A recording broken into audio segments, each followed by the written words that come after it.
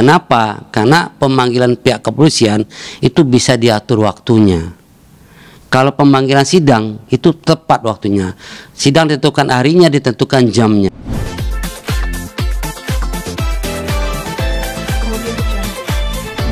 Menerima gugatan yang diajukan oleh Cikita Medi, tetapi bersifat sebagian. Artinya apa? Tidak semua gugatan yang diajukan oleh Cikita Medi itu diterima oleh hakim. Misalnya dalam hal biaya asuh anak, mungkin dalam hal untuk asuh anak diterima, permohonan perceraian diterima, tetapi nilai biaya asuh anak itu yang diajukan Cikita tidak sesuai dengan apa yang diputuskan oleh hakim. Hakim lebih memakai apa yang kita kesanggupan, karena nggak mungkin hakim memutuskan di luar kesanggupan pihak tergugat.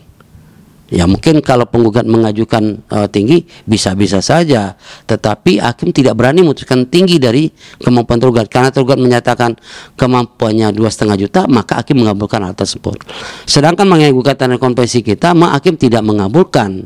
Kita tetap dalam secara bahasa hukum kita mengajukan gugatan rekompensi, ada mahar dan ada uang rumah. Tapi itu sebenarnya gugatan kita itu tidak dikabulkan oleh hakim.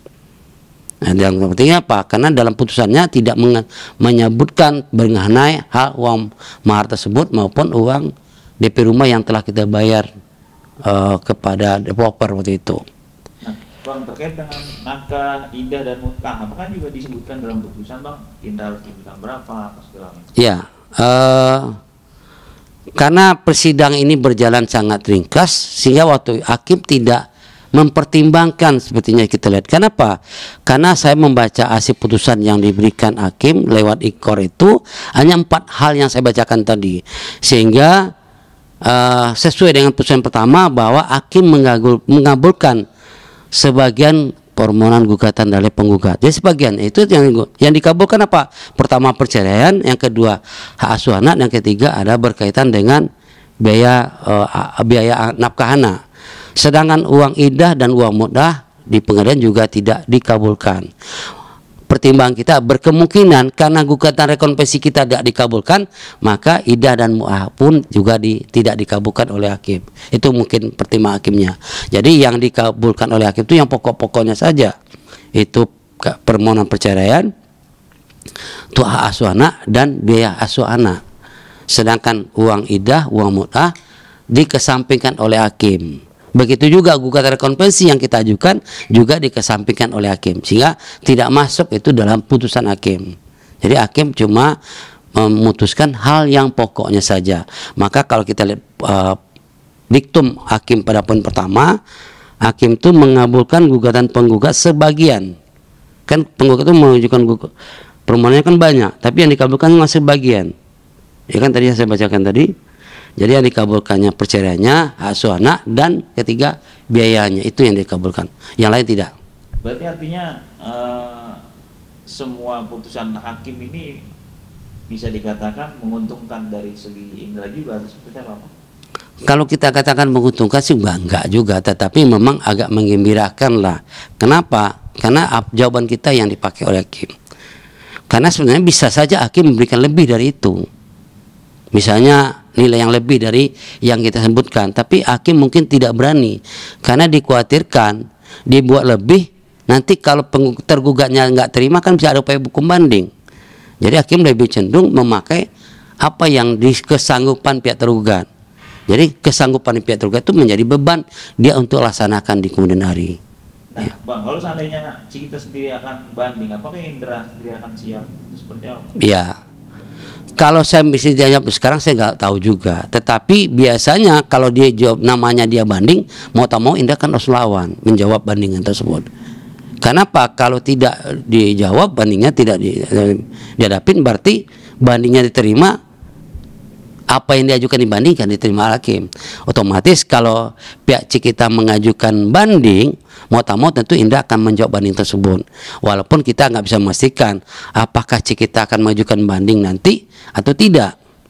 Tapi biasa kalau kita lihat secara umum, biasa di pengadilan perceraian ini jarang orang mengajukan banding. Tapi bukan berarti tidak ada. Ada. Kita lihat aja contoh kasus artis yang lain, itu kan sampai ke kasasi juga ada. Tetapi memang biasanya karena orang itu yang pokok utamanya dan bukan perceraian itu apa? Perceraian, dan itu telah dikabulkan, biasanya nggak, agak enggan melakukan upaya hukum.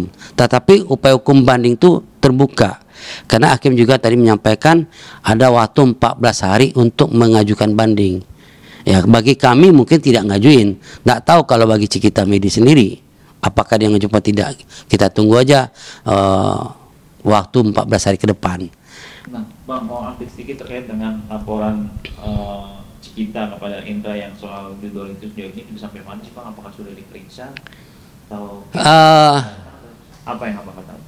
Yang saya ketahui, memang untuk laporan Cikita Medi terhadap judi online kepada Indra itu telah pernah Indra telah mendatangin Polres Tiga Rasa untuk klarifikasi pemeriksaan. Tapi untuk proses selanjutnya saya tidak tahu persis, karena setelah diperiksa waktu itu Indra, belum ada pihak kepolisian menghubungi lagi Indra untuk proses pemeriksaan selanjutnya. Yang saya tahu itu, karena waktu pemeriksaan itu saya ikut mengantarkan Indra ke Polres Tiga Rasa untuk pemeriksaan tersebut. Tetapi lanjutan itu saya nggak tahu persis, ya. Nah, Bang, kalau yang laporan Indra terhadap Cikita yang KDRT, apakah Cikita sudah datang atau seperti apa, Bang, informasinya? Ya, informasi dari Saudara Fajar, setahu saya sekitar seminggu lewat, informasinya Cikita Medi pernah dipanggil oleh Polres Tiga Rasa untuk klarifikasi, tapi 2 kali dipanggil belum pernah datang sama sekali. Itu yang tahu sebenarnya. Kalau jawaban dari pihak Cikita, saya sendiri nggak tahu ya. Yang saya tahu dari teman saya, rekan saya yang menangani perkara ini, Cikita Medi pernah dipanggil oleh Polres Tiga Rasa 2 kali dan Cikita Medi tidak pernah datang. Alasan tidak datang saya nggak tahu. Nah, alasannya dia bilang karena bentrok sama jadwal persidangan gitu. Saya sebetulnya nggak tahu juga apa betul, tapi kalau nggak salah saya, jadwal persidangan dengan pemanggilan itu nggak sama. Kenapa? Karena pemanggilan pihak kepolisian itu bisa diatur waktunya. Kalau pemanggilan sidang itu tepat waktunya. Sidang ditentukan harinya, ditentukan jamnya. Dimulai sidang, kalau teman-teman tahu bahwa sidang pengadilan agama itu mulai jam 9 sampai selesai.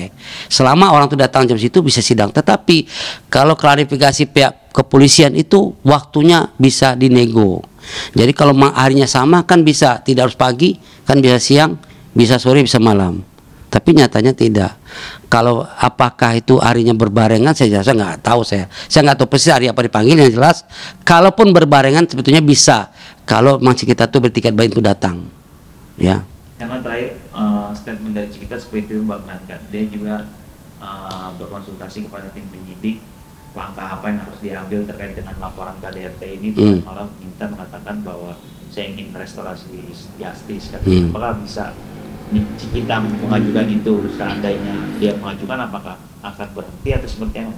Ya, kalau hak restorasi justice itu kan ada pada pihak yang bersangkutan, dan apakah dikabulkan atau tidak itu kan tergantung pihak penyidik. Jadi dia ngajuin, penyidik menyetujui apa tidak, kan itu aja. Ya kita nggak bisa ikut campur, karena dia mau ngajuin kan, kita nggak bisa ikut campur. Nah, terus pihak penyidik apa menerima apa tidak kan itu haknya penyidik menentukan. Jadi saya nggak bisa beri komentar dalam hal ini kalau masalah hal itu, ya. Ada yang ingin disampaikan lagi? Apa mungkin? Apa yang ingin disampaikan? Saya rasa cukup, Bang. Ya, oke.